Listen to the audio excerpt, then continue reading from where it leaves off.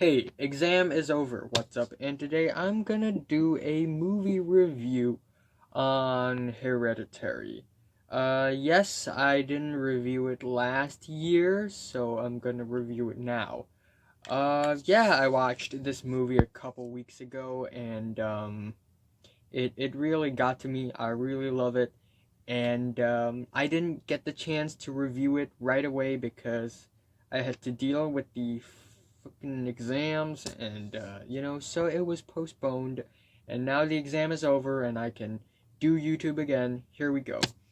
And let's just start off by saying that Hereditary is actually my favorite horror film of 2018, and yeah, I'm just really impressed with what the director had brought on the table. So the plot is relatively simple. We have a family. The grandmother of the family just recently passed away in the beginning of the movie, and the entire family had to deal with it, and it was a lot of drama.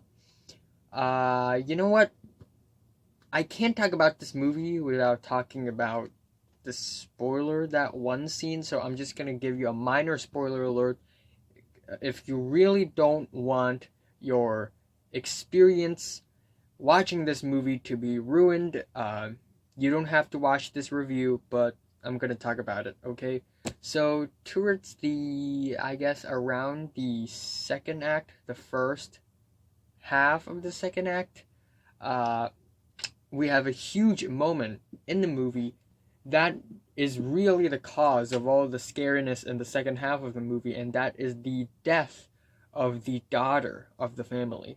The death of the grandmother in the family isn't the scary part, it's the death of the little, weird, disturbing, psycho girl. And because of that, the family went through a phase of grief, and then all of a sudden, uh, the mother character, I forgot the name, Anne. Yeah, Anne. She found a way to somehow summon the girl back, and you know what comes after. So, yeah, let's start off by talking about the actress for the character of Anne, Toni Collette. Her performance is spectacular. Her performance is spot on, and it's perfect for a horror movie. It's intense, it's very emotional, and a little crazy and eccentric as well. I also want to say that the performance of the actor who plays the kid Peter in the movie is also pretty good, especially in the scene when Charlie got decapitated and he just froze. He was frozen there in the car. That was really tense. And also the girl, Charlie, the girl who plays her is also really. The performance is really disturbing and unsettling, and I don't know what did they do to her face, but oh my gosh. And Anne Dowd, you may know her as Aunt Lydia in The Handmaid's Tale.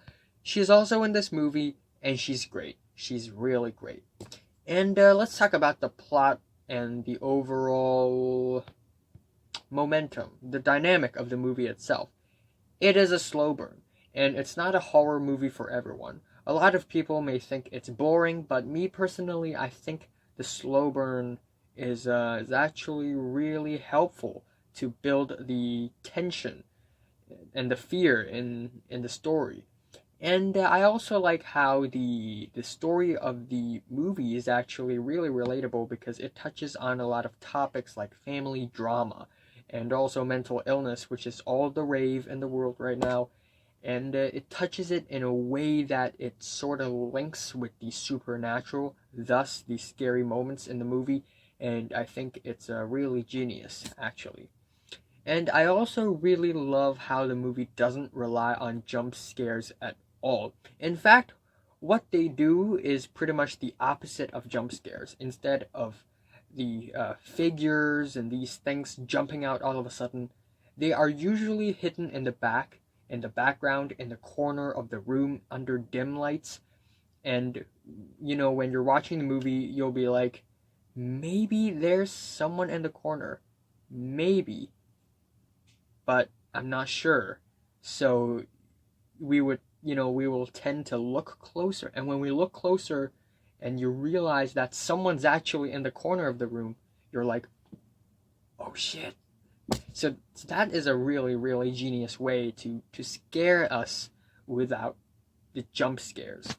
The sound editing, the sound mixing, and the cinematography also played a huge role in making the movie really freaking scary. The score of the movie is just so noisy and so tense and so distorted. It's really unsettling and disturbing. Plus the cinematography, the camera movements, the weird camera angles, and the very slow pans. They are just so unsettling.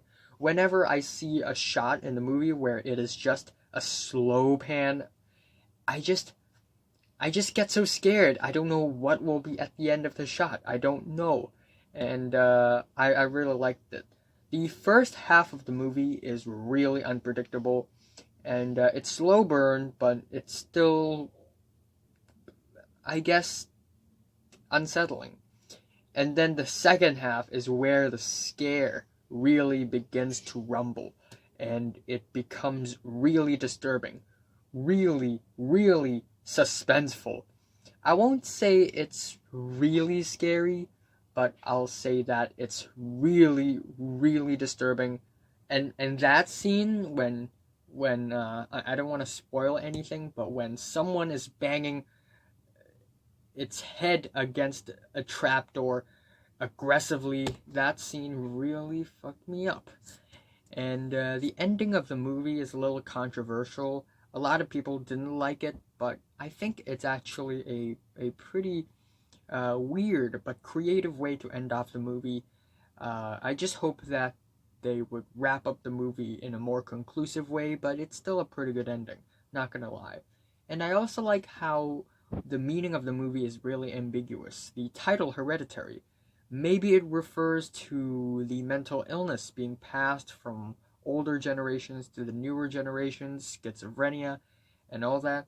But it may also be the demon. Maybe the demon wants to possess a new host, and it's just passing on down the family.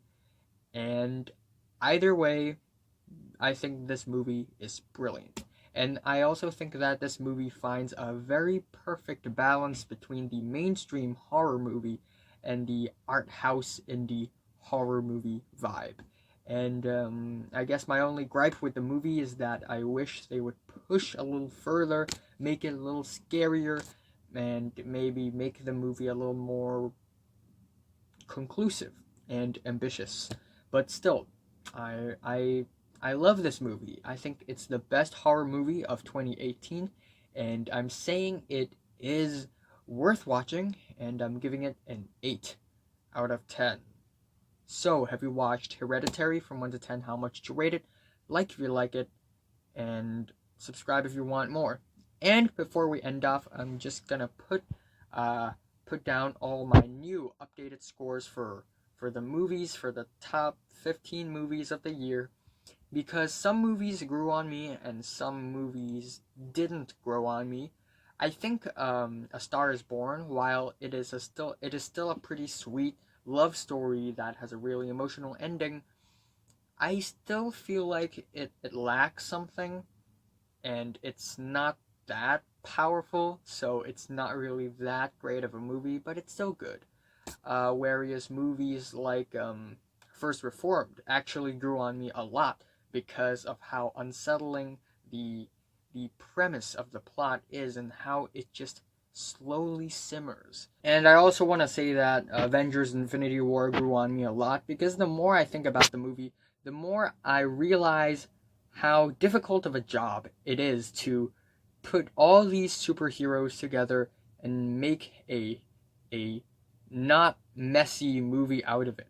And the way the Russo brothers made the movie is just so impressive. So here we are, the updated scores for all the movies that I've put onto my list.